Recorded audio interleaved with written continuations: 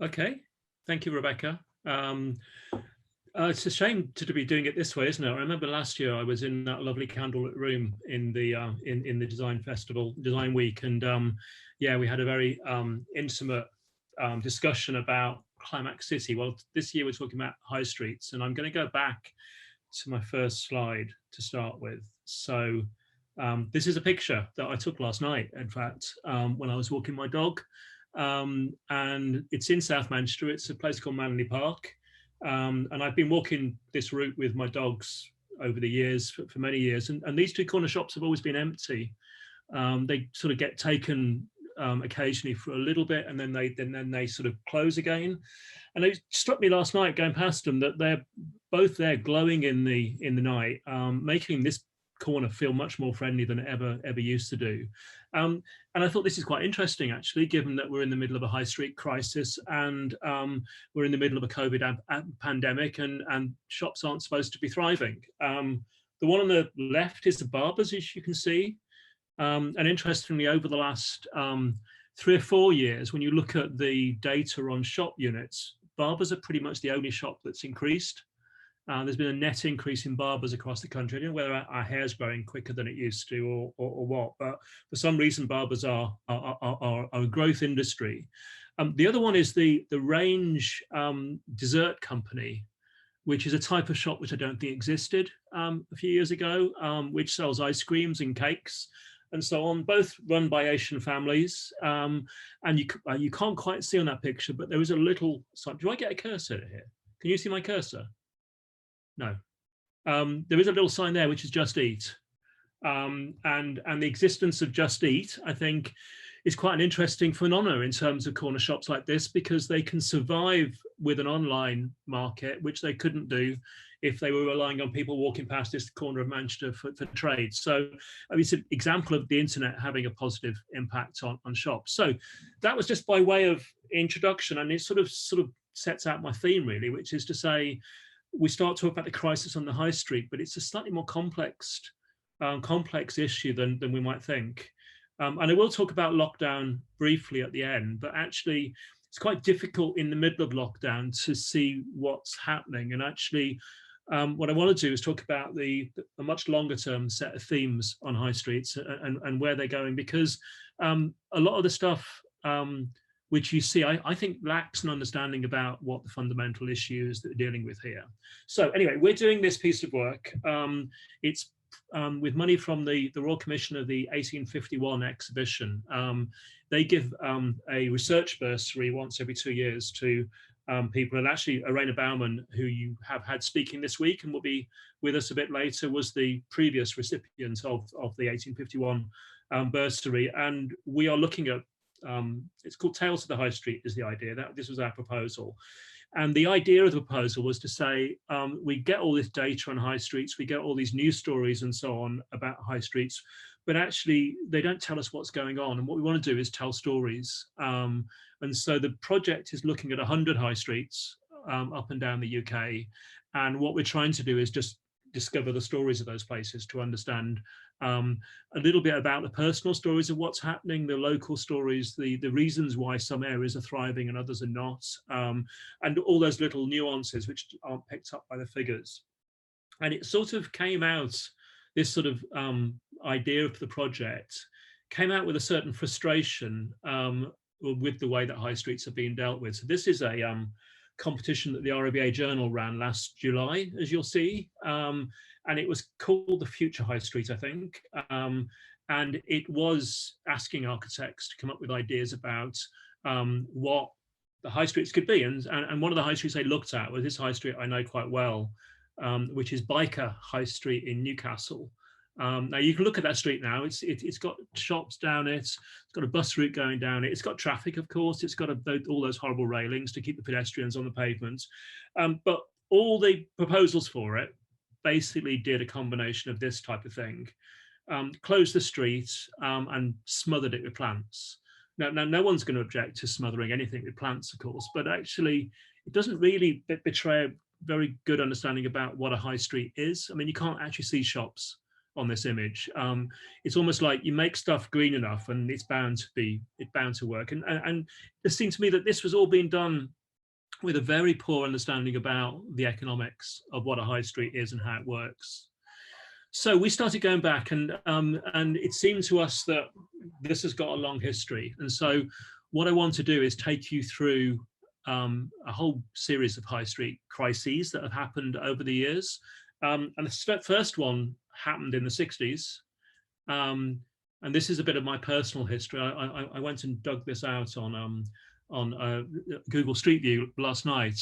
The Clarico unit there, which is now an estate agent next to a hairdresser, of course, was originally called Williams Corner. So when I was about 4 years old, in the 60s, my mum used to take me shopping to this shop, and it was and I can remember her amazement one day when she turned up to the shop and the counter had gone. And instead of the counter, she was now allowed to go around and pick off things off the shelf, which was amazing. And she was given a basket, and she went around and she could pick off the things that she wanted, all of which were individually priced. And then she took it to the checkout and she paid for it and she left. And this was I can remember her surprise that this was just something which was just so alien to her in terms of how she went about her shopping. And of course, it was the self-service revolution which really precipitated the first crisis on the high street. It started in America, and this was the first store which did that. This is about 1917, that sort of time. Piggly Wiggly is a terrible name for a supermarket, but it was the first place which you can see from the pictures had produce on shelves. The shoppers went around, picked them off the shelves. It was fantastic for retailers because the turnover went up massively, essentially because people bought stuff they didn't want. When you went into the grocer with your list of things, you'd ask the person over the counter, can I have this, this, and this? And you generally go out with the things on your list. When you're in a supermarket, what happens is you go around and you spot stuff. And of course, the special offers are specially designed for you to do this. And you end up buying much more than you actually want. So it's very good for the retailers. They need less staff, higher turnover. And it really caught on. And actually, when you look at the history of this stuff, all the British retailers were spending time in and around the Second World War, going over to America and looking at these shops and deciding on how they could be brought into the UK. The next slide, I think, is this is Sainsbury's before and after. Sainsbury's is our oldest retailer. It goes back to the 1870s. But again, this happened in the UK in the 1950s, so a good deal later than in the UK. But the grocer on the left turned into the supermarket on the right. And by the time I was, 8 or 9 years old, my mum had moved on from Williams Corner, and she was going to the McFisheries supermarket, which was a supermarket that older ones of you may remember was created by the Unilever to sell their fish fingers. And it was one of a range of supermarkets that grew up in the 60s. And in fact, so much so that in 1960, there were 572 supermarkets in the UK. And by the end of the 60s, there were 3,400. And at their peak in 2012, which when supermarkets got to their zenith, there were 8,000 supermarkets in the UK. And by that time, they'd taken 97%. Extraordinary amount of retail spend in the country. So we had a high street prior to that, and this is what happens when you Google butchers, bakers, and candlestick makers. You get this image. Before the 1960s, our high streets were full of butchers, bakers, and not so many candlestick makers, probably, but a few, and all those other sort of shops that sold, independent shops selling specialized food. And in 1950, there were 120,000 of these independent retailers selling different types of grocery, fishmongers, and so on, butchers. And today there are 30,000. And that 120,000 have essentially had their entire market share taken by the supermarket. So the first crisis on the high street was in the 60s, and it was a devastating crisis. It completely destroyed the high street that many of us still sort of think of as being the ideal high street and what we want to see.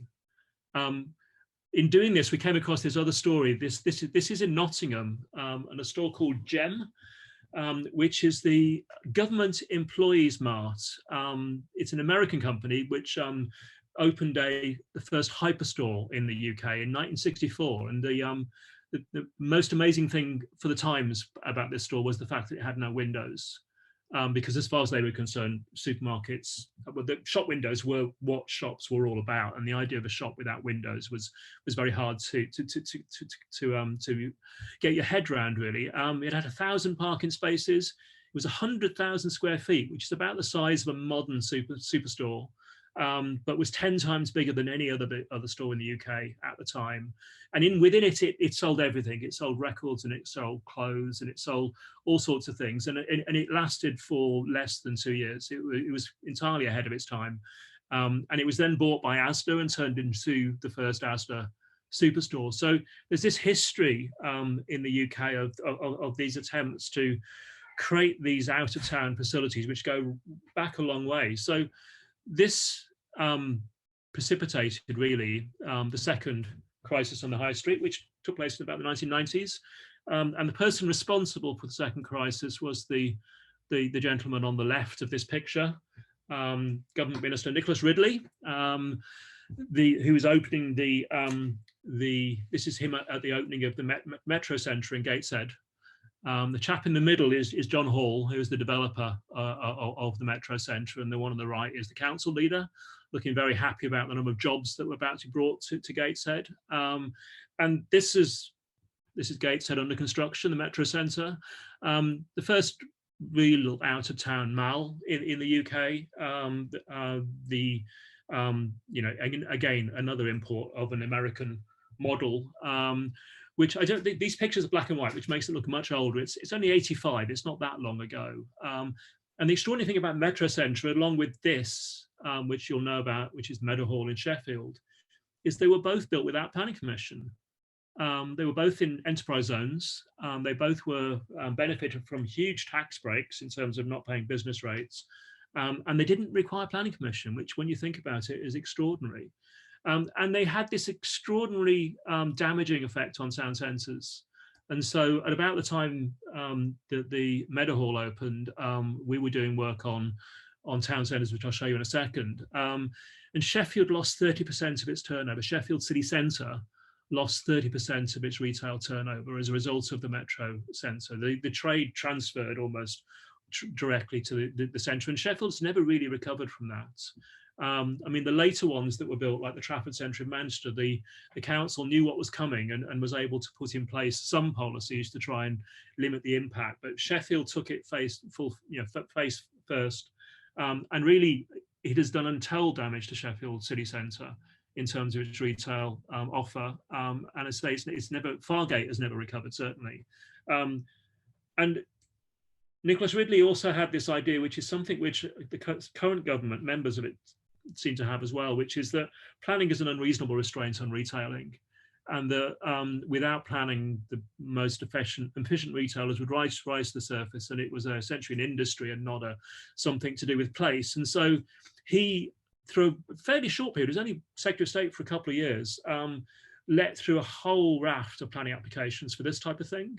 So every town and city in the UK ended up with retail parks around their edge, and that was because the planning system decided for a short period of time it had nothing, it had no reason to affect retailing, and this caused not just Sheffield but all sorts of places to suffer.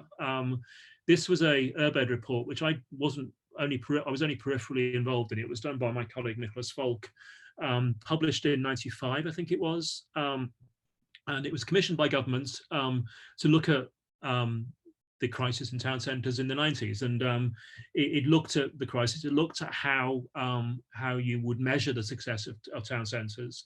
And actually, the key diagram was this one, back before the days of our wonderful graphic abilities. But this essentially said that every town centre was based upon the 4 A's. And so, first of all, what was the attraction that caused you to go there? If there's no attraction, no one's going to go. how easy it is to get there, how accessible is it once that, and places with strong attractions can make it quite difficult. So York is very strong, has a very strong attraction, and is therefore able to do park and ride and make life more difficult to get there, because the attraction will always make people go there.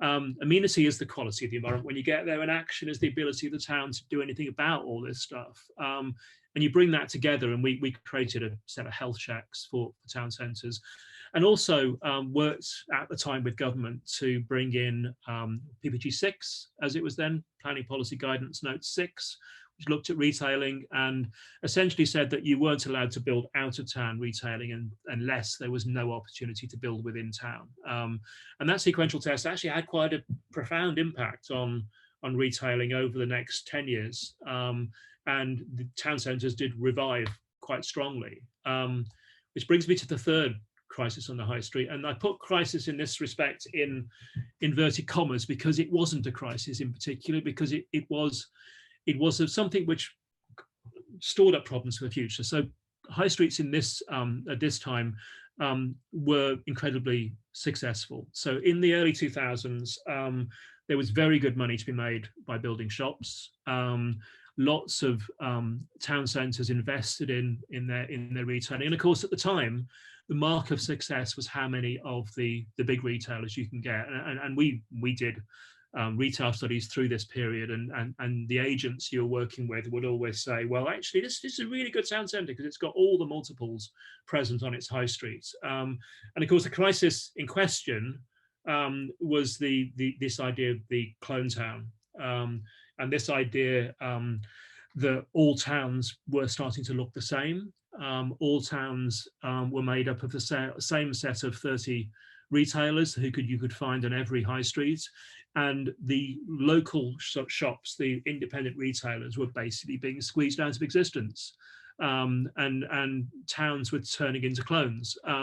So it wasn't so much a crisis for the retailers, although it would create an oversupply of retailing which would cause the future crises, but it was a crisis for our towns because they lost their individuality, they lost their particular character. So this period also saw, as I said, huge investment in town centres. Liverpool One was one of the major investments by Grosvenor in retailing at the time. Sheffield Retail Quarter, which of course didn't ever get off the ground.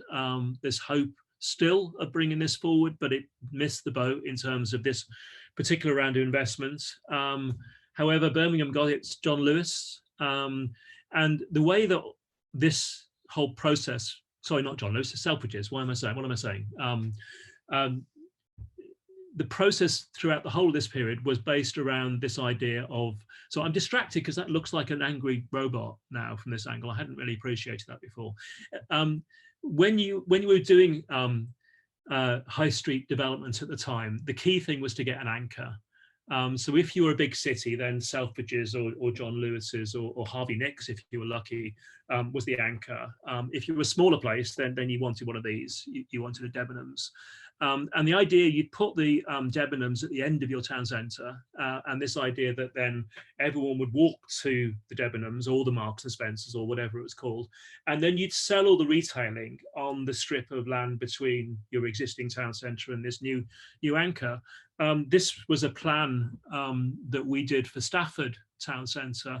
The new town centre, new shopping centre is here, called Riverside.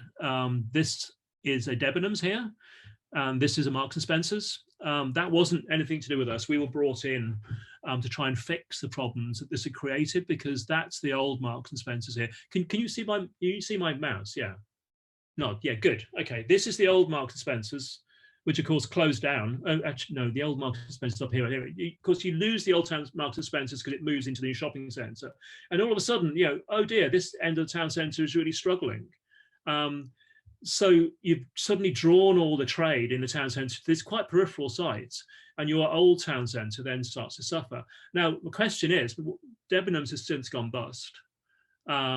It's still trading, but basically it went bust. Marks and Spencers is looking at reducing its retail capacity. What happens when Debenhams and Marks and Spencers close? All of a sudden your town centre collapses. So this is why I say that the crisis of the early 2000s laid the foundations for the problems ahead, not because retailing was suffering, but because these decisions were taken, which people are going to come to regret, I fear. So let's go to the fourth crisis on the high street.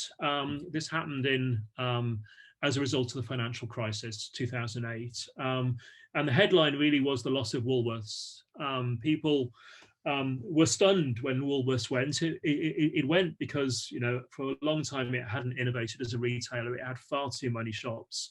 It had far too unfocused a product line and so on. But it took out 800 shops, I think, when Woolworths went, a huge number of employees. And it was the first big retail failure that told people that something was going on. And the David Cameron government then appointed Mary Portas, the Portas Review, you may remember, 2012.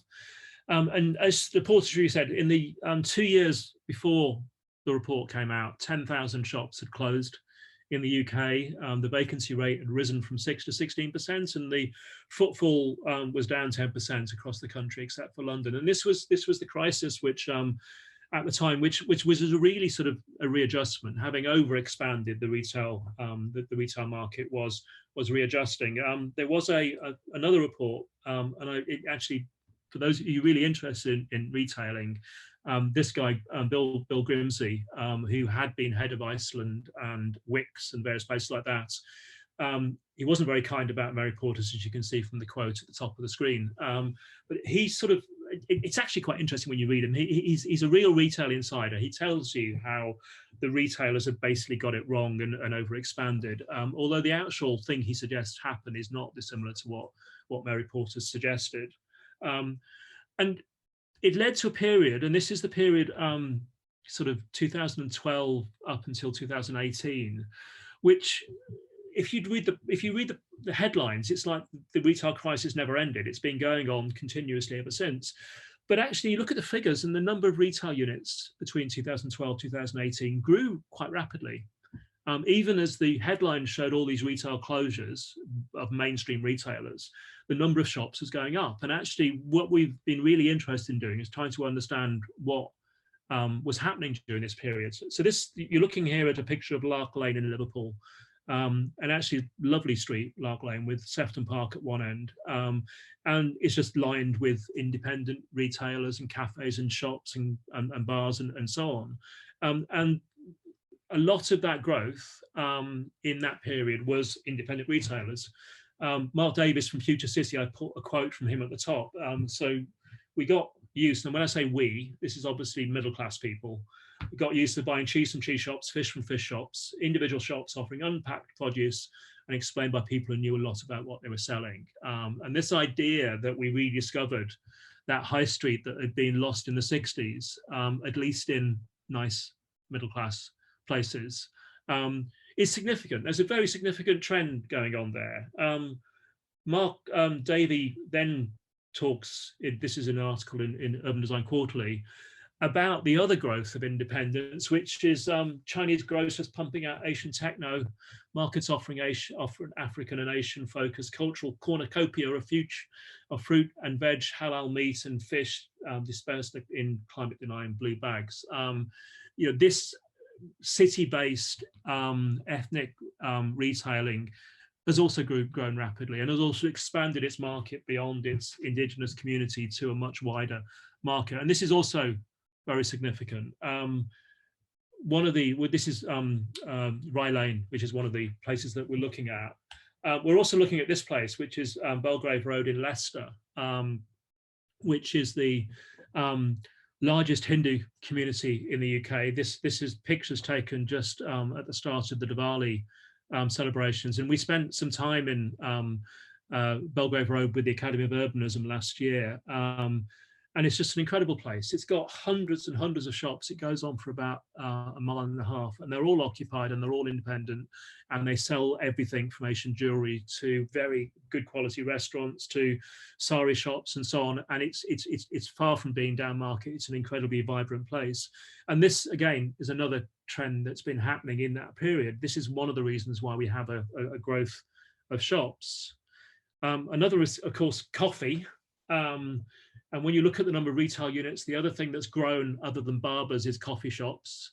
Not just intense young men with beards and woolly hats making barista coffee, but also, of course, Starbucks and the other big chains, which have expanded hugely during this period, and have taken up a lot of the slack of those vacancies in the high streets, which were being created by the multiple retailers going bust. Craft beer, another important thing, and actually I think this is a very good trend. And I know it's very sad, the figures about traditional pub closures, and it's something like, I don't know, 15 pubs a week are closing, which is terrible news, obviously. But actually, what people don't say when they give you that figure is the number of independent bars that are opening. And of course, many of the pubs that are closing are owned by the big breweries, and the bars that are opening are generally independent entrepreneurs. And so it's a very interesting process of multinationals being replaced by independents. And certainly this is the Northern Quarter where my office is based. And we've had, over the last, I don't know, 7 or 8 years, a bar a week opening at times, certainly a bar a month opening over the whole of that period, gone from basically no bars to 100 or so in the area. So again, a major growth area. So this is all the sort of period 2012 to 2018. And then we hit the fifth crisis. And this is happened to 2018, and it's not at all clear to me what precipitated this. But it has been serious. We've lost, House of Fraser's gone bust, Arcadia Group, into the owner of the Trafford Centre and many other shopping centres has gone into liquidation. And of course, the one at the bottom, which maybe is less well known, is the property fund that funded all this stuff. M&G Properties is the retail investment fund. And whereas Mary Portas had 10,000 shops closed within 2 years when she wrote a report, in the 2 years up to the end of 2019, this is pre-COVID then, we had 30,000 shops close, 140,000 job losses, and vacancy rates actually hadn't gone up quite as much as they had been. They were 16% when Mary Portas did a report. They've gone up to 11%. And it's interesting about why that is. And so the question we're asking ourselves is, what caused this crisis? Because it actually isn't mirrored by a particular dip in the economy. You can't say it's another credit crunch or a financial crisis. The economy as a whole, pre-COVID, was doing okay. It's not that that's caused it. The obvious answer, of course, is the internet. And one of our case studies is Boohoo. And of course, there's been a wealth of stuff we can draw upon in terms of what's happened to Boohoo over the last few months in terms of Leicester factories and so on. But what was interesting in Boohoo is that the first week of lockdown, they changed their entire inventory. And so out went party dresses and in came sofa wear in the course of 7 days. Now, if you're a traditional retailer with a shop, that is mind-blowing. Because actually in a shop, clothes change by season. You order the clothes in the autumn and they get delivered in the summer because they're basically being manufactured a long way away. I'm not saying any of this is good, but they're manufactured in factories in China, and it takes a long time to change your stock. Boohoo was able to do that in a week, and we now know how they did that.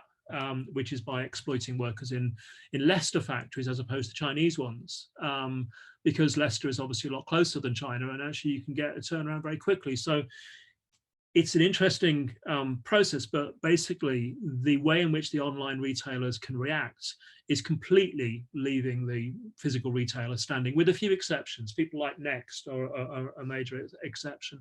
So, but even with all that, pre-COVID, the internet was only just under 18% of sales. More than 80% of all sales were still in physical shops. And so it's dramatic, but maybe not as dramatic as it could be. A few other trends here that are happening.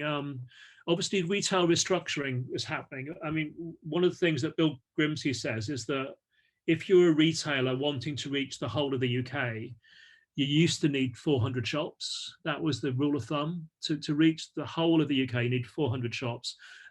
So you had a shop in pretty much every reasonable sized town. Now you need 80 to do the same job.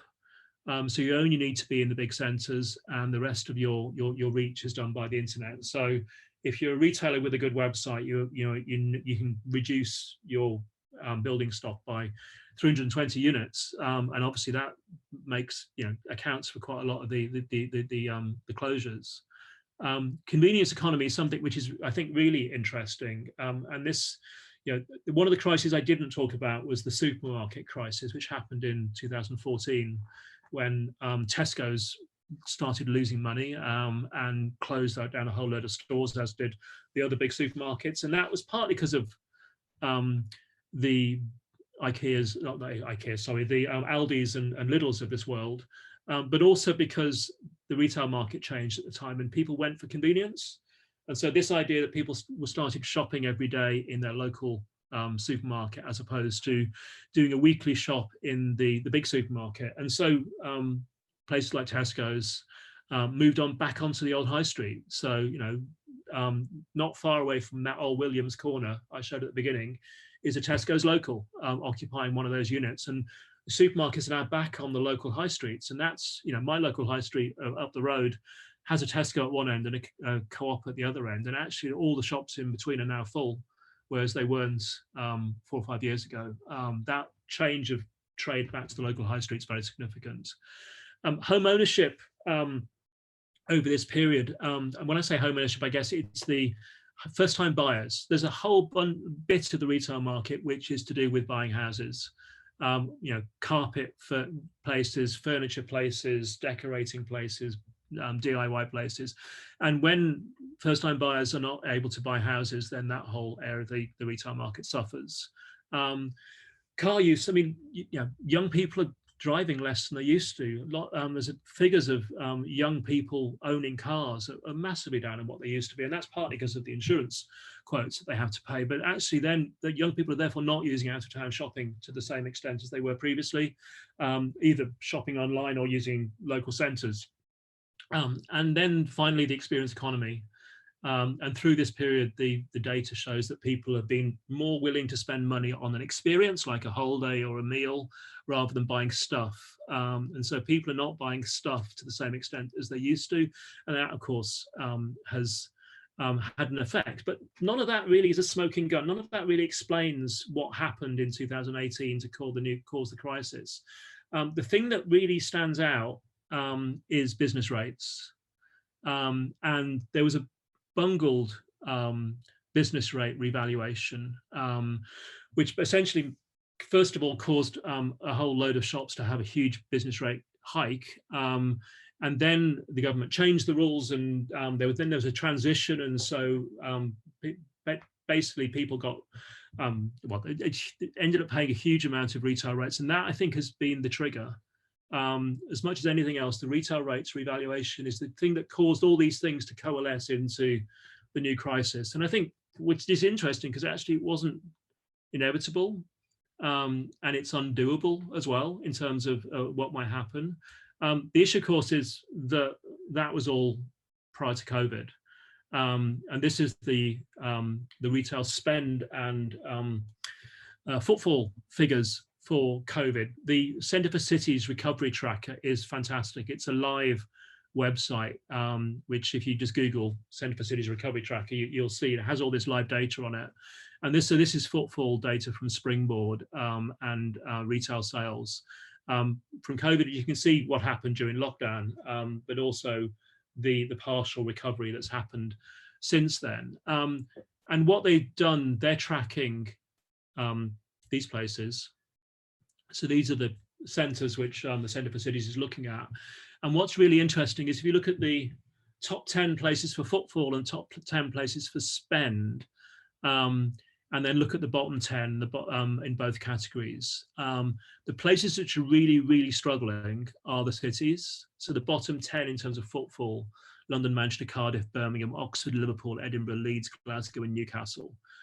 All places where the trade essentially is to do with office workers, and office workers, of course, are not back at work. And the bottom 10 in terms of spend has a lot of those places as well, Manchester being there as well.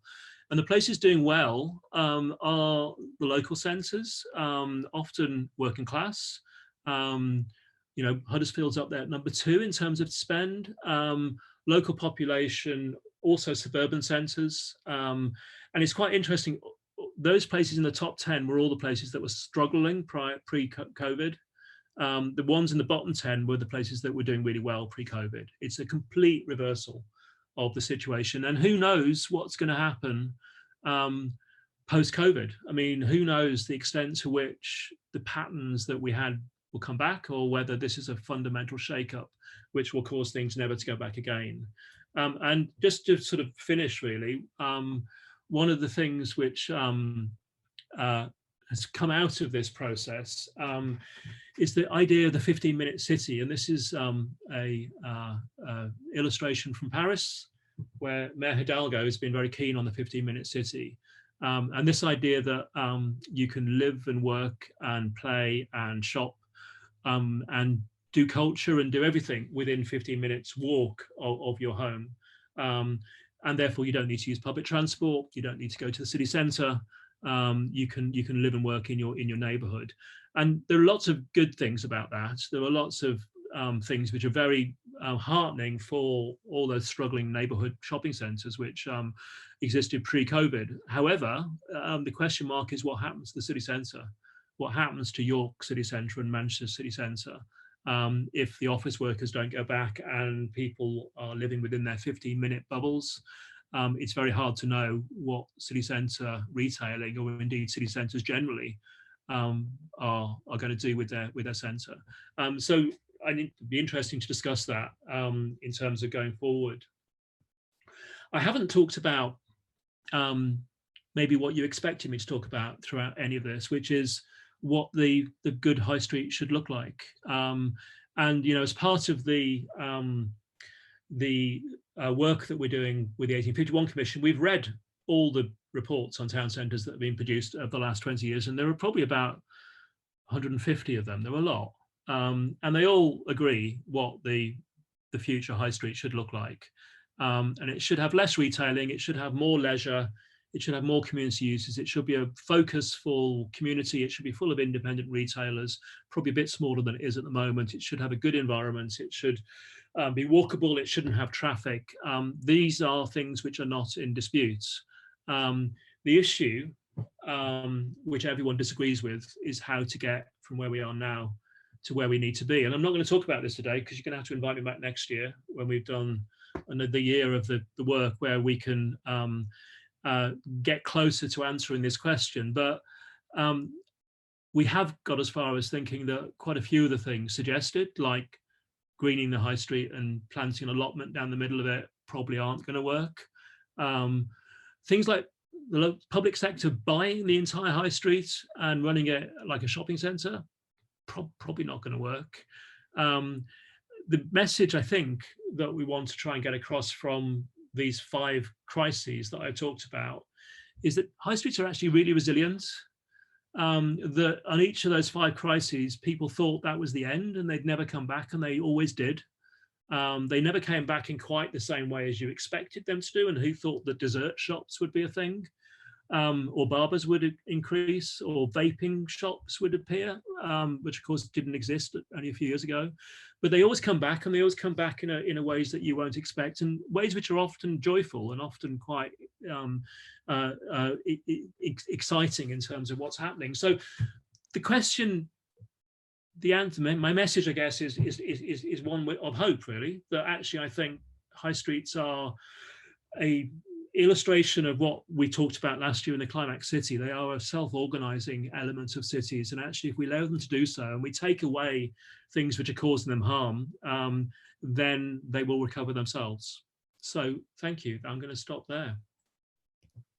That was brilliant. Thanks, David. I've been chuckling away the whole way through. I don't know what I was specifically laughing at. I was going to say.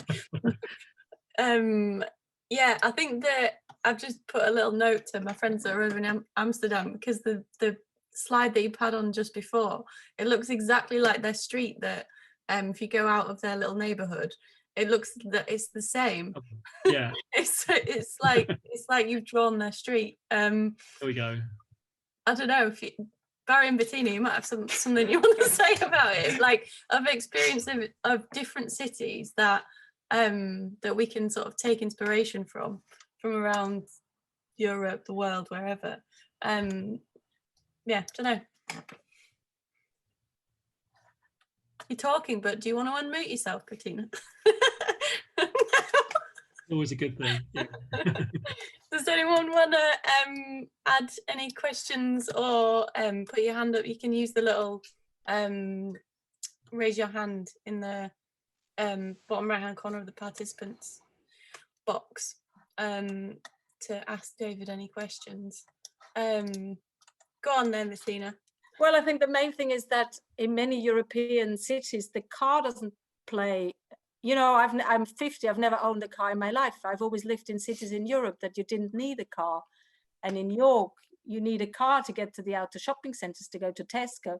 Here, we live in Amsterdam, everything is concentrated and you do it all within your neighborhood. And Paris was never different to that. And Vienna is like that. And Munich, you know, you don't need a car to do your weekly shopping, daily shopping. But the restructuring of the Van der Pekstraat was interesting because you said the illustration was very, very similar. It used to have a major road going down the middle, and there was always young lads in fast cars parking across the road and racing up and down. They ripped it all out, and there's two very slow moving traffic on either side, and the center is either a market. Sometimes cafes use the bit in the middle. Sometimes people park their cars there, and it's a very starting to become really a very social street. With they have encouraged people to rent shops at a very low rate, and again, that's increased the number of independent traders operating there. It's still relatively early days. It's only 2 or 3 years, I suppose, but it's certainly moving in the right direction. So it's quite interesting. I mean, traffic's really interesting because successful high streets, you can take the traffic out and they'll be fine, and the environment will be better and so on. One of the places we're looking at is Garston in South Liverpool, and this is a place where they built a bypass and they took all the traffic out of the high streets, and it completely killed it because all of a sudden it was no longer on people's radar. It was not getting any passing trade. And actually in those places, by all means, widen the pavements, plant trees, do all sorts of things to improve it. And as you say, reduce the traffic down to a much narrower carriageway. But you sometimes got to be a bit careful about taking the traffic out altogether, because you pedestrianize a failing high street and you will kill it completely. There's another one about cars. Hang on, just here. A lot of businesses want change, but many think the solutions are free parking. We know that will not create big improvements. How do we take businesses with us with these progressive ideas? If you've ever done a town centre strategy, you'll know that parking is the thing that businesses are most upset about. And they always think there's not enough. And you do parking surveys and you show that actually it's never full, the car parks in the town, and they don't believe you. They said, oh, you chose the wrong time to do your survey, and clearly there's not enough parking. I mean, it goes back to this idea of attractions. If you're York, then you can make life very hard to get to York by car. I mean, I know that to go to the outer town centres, you've got to go by car, but to go to the city centre in York, and people will still come because it's York. If you're Stafford and you did the same thing, people would go somewhere else. And so again, it's not maybe the answer everyone wants to hear, but actually certain centres which don't have alternatives, you can't easily get to Stafford by public transport. There's not enough people living in walking distance of the centre. You do need a level of parking. Of course, you need a sensible level of parking. You don't need as much as the retailers almost always want. But yeah, it's one of those things. If the attractions aren't strong, you do need to make it easy to get there. And without the infrastructure, that often means by car. Tim Watts, you have a question. You want to unmute? Yeah. Hi. Thanks, David. Good to hear you again. And yeah, really insightful presentation. I was wondering about central government's recent relaxation of use classes as it relates to town centres. What do you think the impact of that might be on kind of the nature of our town centres going forward? So, yeah, my scenario on this one is to imagine the well-loved butcher or baker or whatever in the middle of a high street suddenly being converted to flats because you can get more money from that. You didn't need permission. I mean, that's not going to help anyone, is it? I mean, the permitted development rights issue is predicated upon this idea that planners are the problem, which is what Nicholas Ridley thought. And I don't think that is. I mean, of all the things you could list in terms of what's the problem of the high street, planners is nowhere near the top of that list. I think if people wanted to convert a vacant unit on the edge of a town centre to something else, they'd probably be able to do so quite easily. So PD is not going to make any difference at all, and it could do great damage if good viable retailing is snuffed out because people can convert the unit to housing and make more money. Thank you. Oh, there's so many questions. Lorna, did you have a question? I'm trying to read it and see if there's a question. No, just comment. Because you went in Dudley on the high street in Dudley, don't you? Yeah.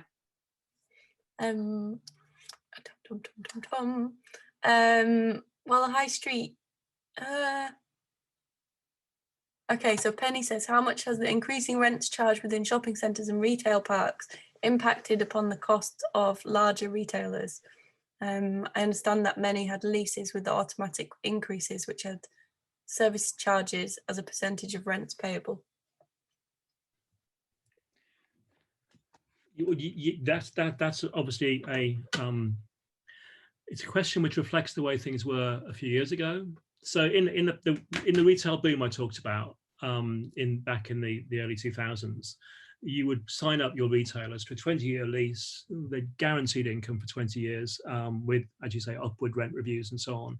And it was a license to make money. When we hear about House of Fraser or whatever getting into difficulty and negotiating with their landlords, it sounds a quaint thing, but those landlords are people like Into and the big retail landlords who are in difficulties because they are the rents are being negotiated down by people who would otherwise go into liquidation. And actually, when you talk to people who are now doing retail letting, you're lucky to get a 3-year lease from a retailer, and quite often they don't want to pay any rent at all.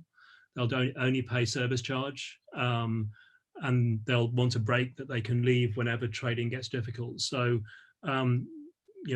there is no way of making, if you're in retail property, it's a very uncertain investment at the moment. Certainly not something I want to be in or to be involved in. So yeah, I think things have changed. And of course, that has created opportunities for independence. There are figures which show the number of independent retailers in shopping malls has gone up massively. It's gone up significantly because the landlords want the unit occupied and they're prepared to let a retailer have it at a lower price just to keep it busy. So maybe there's some opportunities there as well. So Matt has a question. Do you want to ask it yourself, Matt, or do you want me to read it? I'll go. It says, surely the key features of successful high street are demand, demand, demand. High streets are and have always been simply responses to local demand for goods and services. Who are they serving, and what those people want are always changing, which means high streets will always have to adapt and change. Yeah, absolutely. Would agree with that. I think what's interesting is, if you look at a space syntax plan, I don't know whether you know what a space syntax plan is. It's a space syntax do this accessibility plan, and so they color all the streets of a city regard with their physical connectivity. And the space syntax plan of London, which the plan doesn't know where the shops are. It's a purely accessibility plan. And Oxford Street comes out as the brightest street in the whole of London. So the reason Oxford Street is the shopping street is not because anyone decided it, it's because it's the most connected street in London. And of course, that is a natural self-organizing pattern of cities, which has caused all the shops to be on well-connected streets. And if the world changes, as you say, then that will change, and the free marketeers would say, so be it. So if people jump in their cars and go out of town shopping, that is the new pattern, and we should let the market decide. And the question there is whether there is cultural significance to the existing centres. From the local shopping parade up to the city centre, is there cultural significance which is worthy of preservation?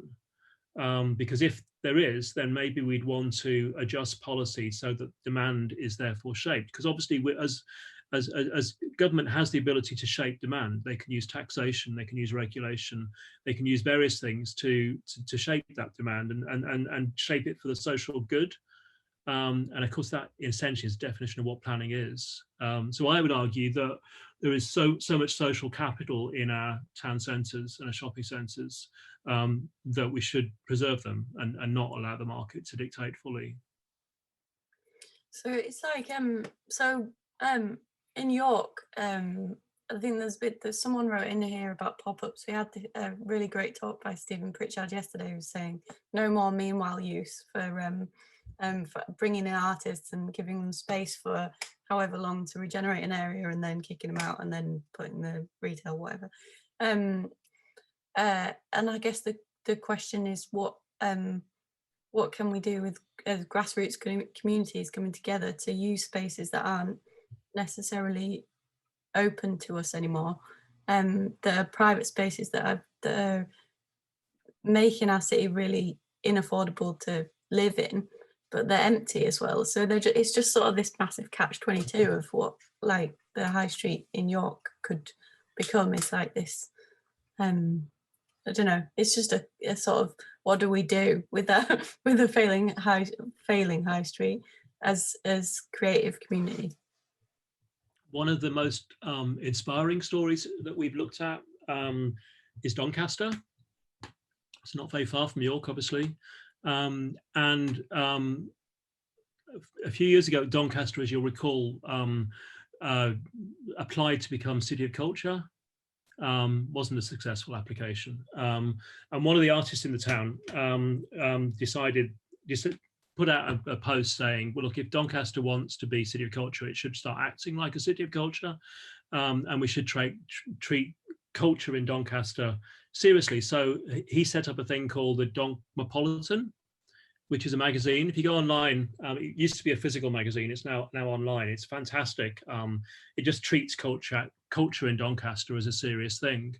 And they have moved into a whole range of areas. So they're taking over shops. They have a whole, using it for pop-ups, but also for long-term stuff. And the council's now picked up on this and sees this as a major sort of way of reconceptualizing what the centre of Doncaster could be, a city centre of independence and creatives as opposed to volume retailers.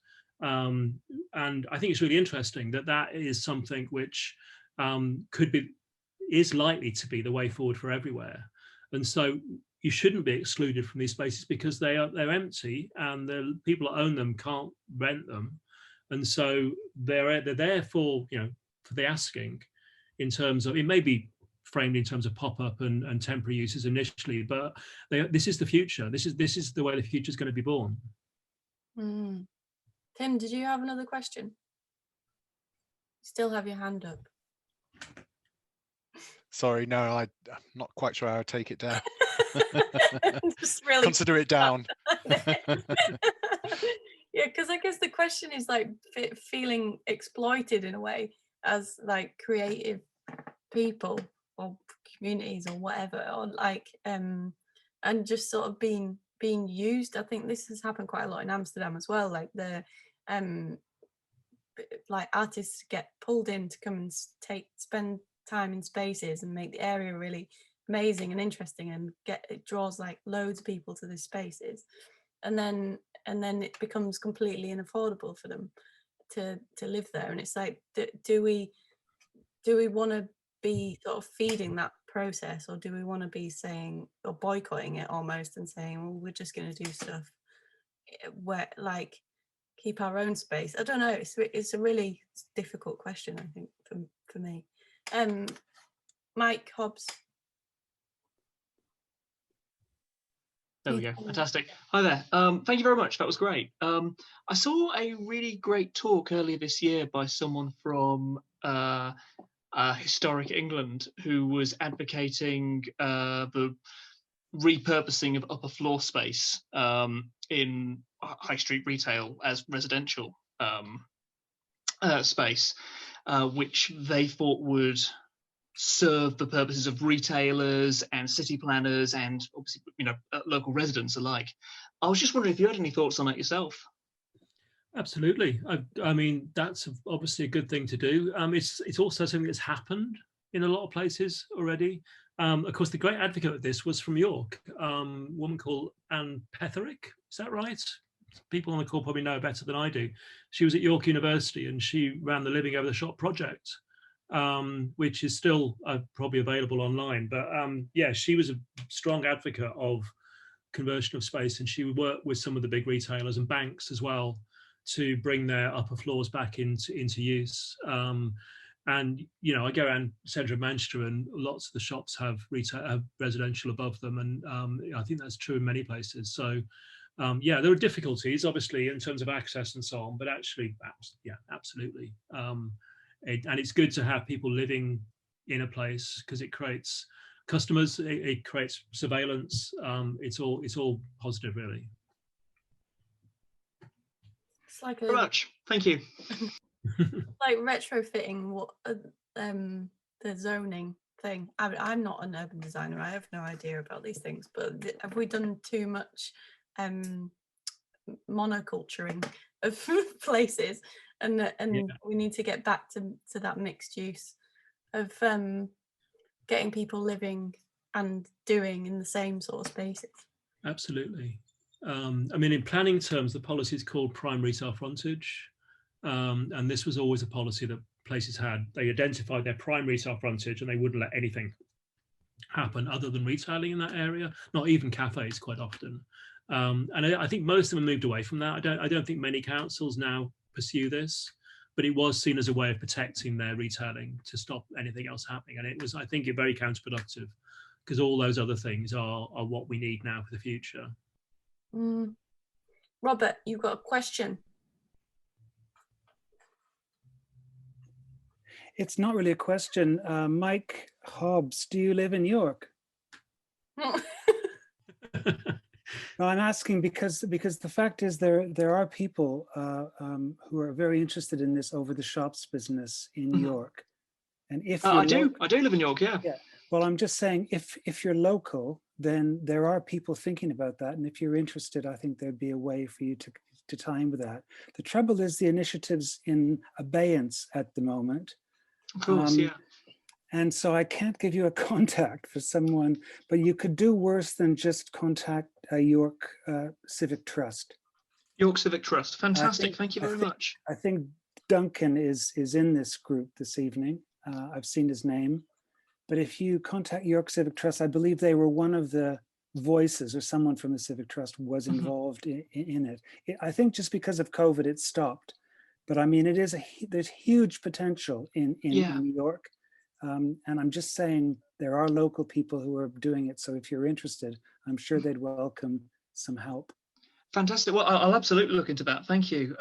I used to live above one of the shops on Bishop Fork Road, which was a absolutely fantastic experience. And I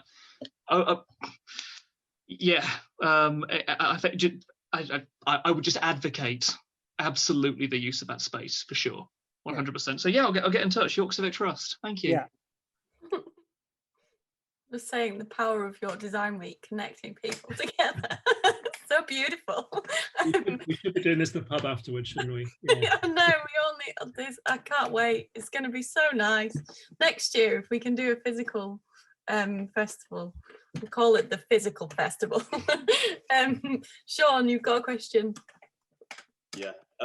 So can you hear me? Yeah. So I work with Urbed and I work in Stockport, and I was looking at your list before of towns that are doing better than cities at the moment in more sort of working class areas.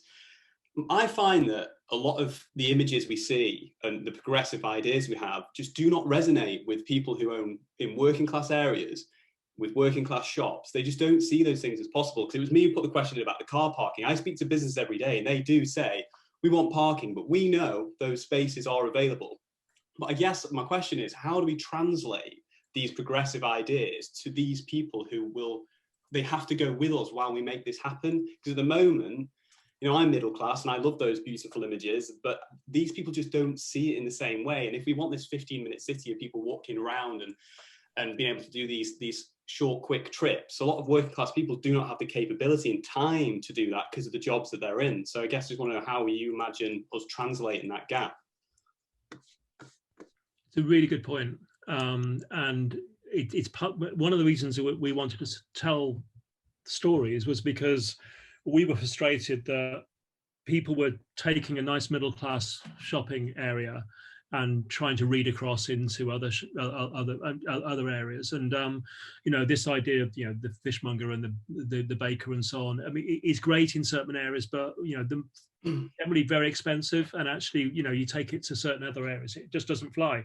One of the places we're doing is Barnsley. And actually, Urbed are working in Barnsley at the moment, and that's a really interesting example because they, you'll remember the going back to the Allsop plan for Barnsley and this idea of completely transforming the place into a Tuscan hill town.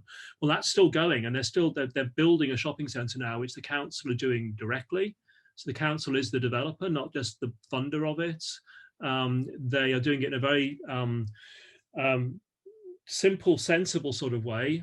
The market's now open and the market's working really well, and was working very well pre-COVID and is now sort of just about operating under COVID. But yeah, it's a different thing. And in the time available, I've not really had time to look at types of centres. That's something we're doing. And one of the types is sort of northern industrial towns, because they were the most intractable problem pre-COVID, but as I said, they seem to be doing better at the moment, and it's not quite clear why that is. There's lots of things that are not quite clear when you get into this subject, but they're not the same. You can't take a nice sort of Lark Lane type Liverpool example and then apply it to Stockport. It just doesn't work. So I agree with you entirely.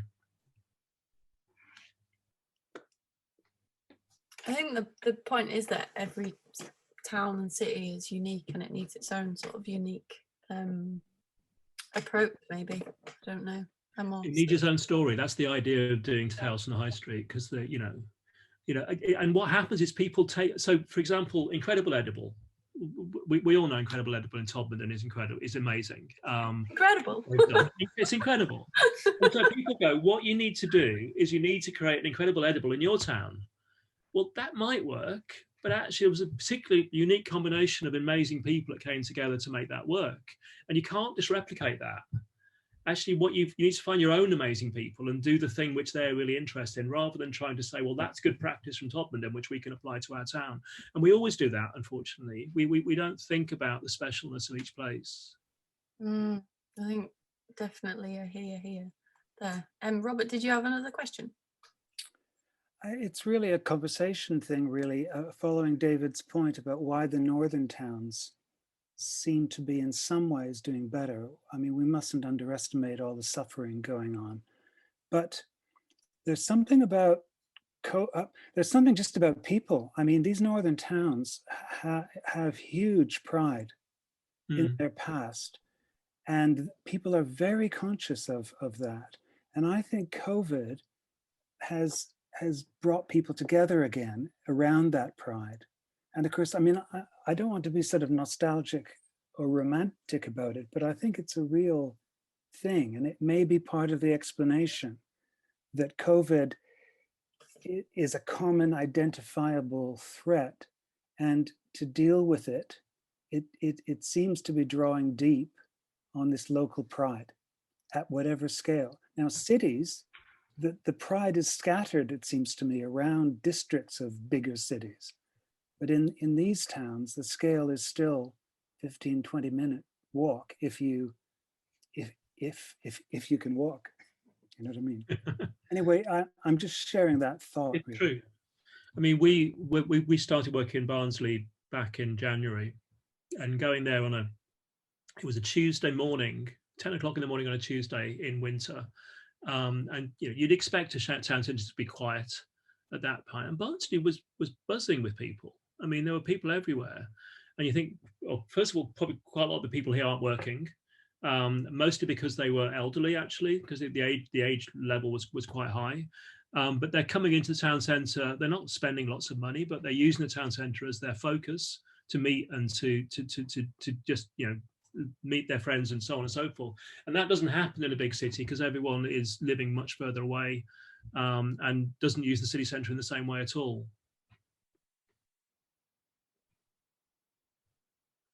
Someone just asked the locals what they want. I'm thinking, don't just ask them. I don't think we just ask. We need to be going out and actually doing stuff ourselves and working with communities, not just asking people what they want and then doing it for people. We need to be working together and changing things ourselves, which is kind of what we've been talking about all week, really. But yeah, did anyone else have any questions for David? I'm conscious David's with us again at 7 o'clock, and I want him to be able to go and get a drink and some food if you're hungry. I don't know what your eating patterns are today, but yeah, did anyone have any last questions for David before we leave? And then hi, sorry, can I just ask a question?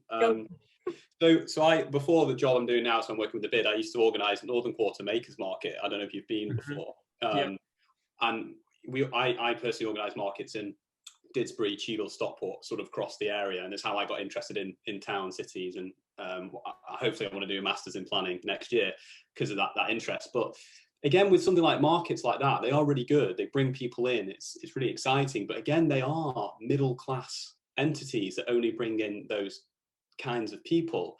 And similar to the question before, I just want to know what do you think is the best way to engage with communities in these areas to find out what they want? Because often the things that they want, they use nostalgic views to express it, and some are good, but others are, well, we've tried that and that doesn't work, and they think they know what the solution is, which could be parking or more roads, but we know that that's not going to work. So how do we take them with us with those progressive ideas? Yeah, I mean, this the point about asking the locals what they want. Of course, you should do that, but actually, when I go to the doctor, I also rely on the doctor to tell me how to get what I want. People don't always know. They know what they need in the town centre. They don't always know how to achieve it. Yeah, I mean, the other big idea which everyone talks about is, of course, Altrincham Market and the stuff that Nick Johnson did to revive that, which is incredible. And now there's an Altrincham Market type thing in Stockport, I think now. There's another one in Manchester. Food hall. Yeah, it's a food hall. So the actual old market is kind of failing, but the food hall, which is the new sort of thing that town centres want and councils want in a carbon copy. It is doing well to Stockport, but it looks like people are trying to do that everywhere. And again, that looks like one of those clone situations that we might present ourselves in. Yeah, and it sells good craft beer, so it can't all be bad, can it? But still, it's another one of those ideas applied everywhere. I mean, I think markets are really valuable, and I cut my teeth doing town centres in Bury, in North Manchester, and no one could call Bury Market working middle class. It's the biggest, most vibrant market in the north in Bury, and I'm thinking of places like Dewsbury Market and Halifax and all those great northern markets, and they are very much places where the working classes engage in town centre. I mean, everyone engages in those markets, but they're certainly not sort of gentrified things. And I think markets in that respect are really important. But yeah, a range of things. It's hard, isn't it? Because a lot of the solutions that work have a middle class element to them. Yeah, they do. They really do. And bringing back middle class money to town centres, of course, isn't a bad thing. But doing so in a way which excludes other people is a bad thing. If you can make those two things work together, you can bring the spending power back without it gentrifying. Then you're onto something. Yeah. And on that note, shall we see you at 7, David? Thank you so much. It's been really brilliant, and hopefully next year we can do 1 year physical festival, 1 year virtual or something. I have no idea, but it was really great to see you again. Thank you so much. Yeah, thank you for inviting me, Rebecca. Wow. I'll see you all at 7. Great. Thanks, everyone.